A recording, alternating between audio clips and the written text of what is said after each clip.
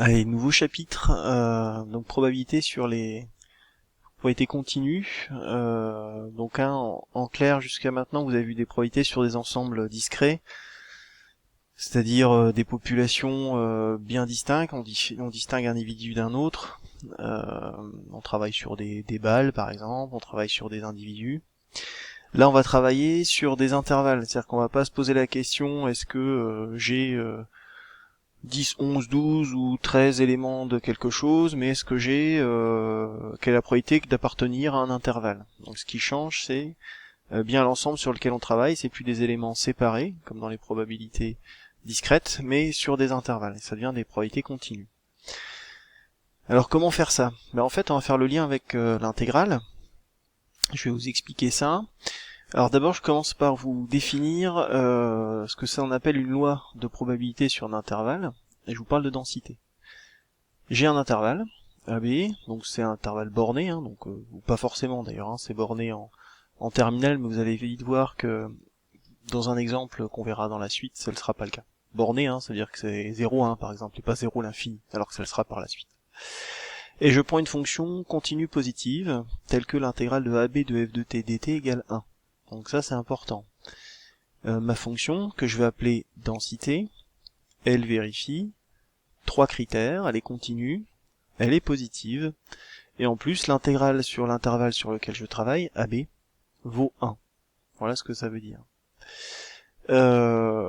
Qu'est-ce que c'est que la loi de probabilité? Alors une loi de probabilité en proba, c'est ce qui doit vous permettre de calculer des probabilités en fait.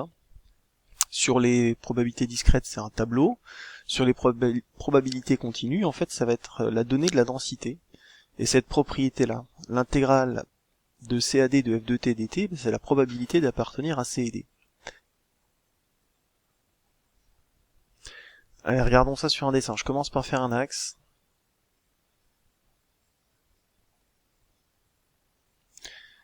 Et je vais vous représenter une densité. Alors par exemple, voilà une densité. C'est une densité à quelles conditions? Première chose, ma courbe. Alors déjà, il faut que je définisse évidemment AB. Alors je sais pas, on va mettre A ici. Et puis B là. Alors cette fonction-là, c'est une densité sur l'intervalle AB.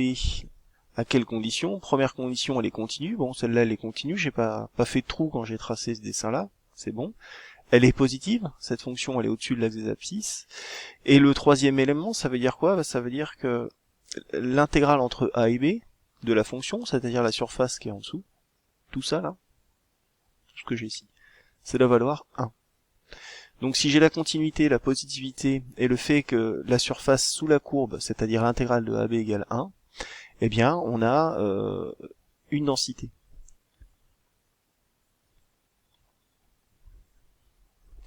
Ok. Du coup, la deuxième partie de la définition vous donne une façon de calculer des probas. La probabilité d'appartenir à CD, la probabilité que ce que j'observe appartienne à l'intervalle CD, qu'est-ce que ça va être? Ça va être la surface qui est là. Autrement dit, l'intégrale de C à D de votre densité. Donc dans le chapitre, qu'est-ce qu'on va faire? On va refaire des calculs intégrales.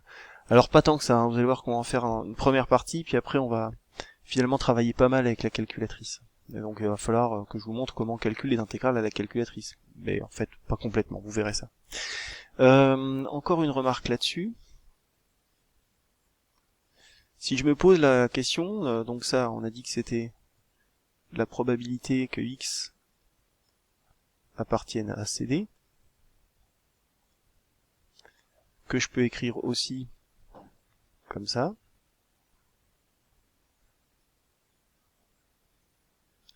Et je vous fais une première remarque sur les inégalités. C'est une surface en fait, une probabilité ici. Si je mets inférieur ou égal, qu'est-ce que ça change? Je rajoute la surface du trait. Et la surface d'un trait, qu'est-ce que c'est? C'est 0. Donc finalement, cette probabilité-là, c'est égal à ça, c'est aussi égal à ça va être aussi égal à ça, ou encore à ça. Premier point. Autre chose. Si je me pose la question, bah tiens, c'est quoi la probabilité que ma variable aléatoire, ça égale un nombre? Sur mon dessin, comment je le représente? Bah, cette probabilité, en fait, c'est ce trait ici. Et ce trait-là, c'est quoi sa surface? Eh ben, c'est 0. Donc, contrairement aux lois discrètes, où par exemple, on avait une loi binomiale, alors je prends une autre couleur, hein, mais quand vous avez une loi binomiale de paramètres NP, la probabilité que x soit égal à k, c'est pas nul. Alors, je vous rappelle la formule rapidement, même si vous n'en avez pas une utilité folle.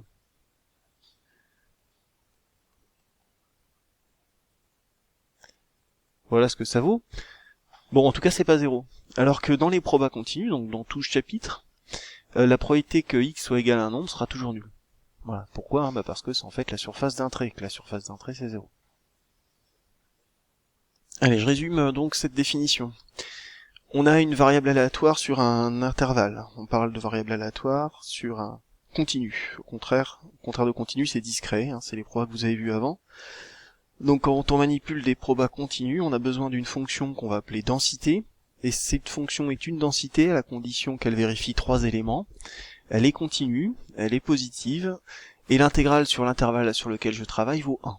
Ça, c'est en fait la probabilité de l'univers qui vaut 1, ça revient à ça. Deuxième élément à retenir, la probabilité d'appartenir à un intervalle, bah, c'est en fait l'intégrale qui est là. Voilà pour cette première vidéo, la suivante, ça sera l'exemple qui suit.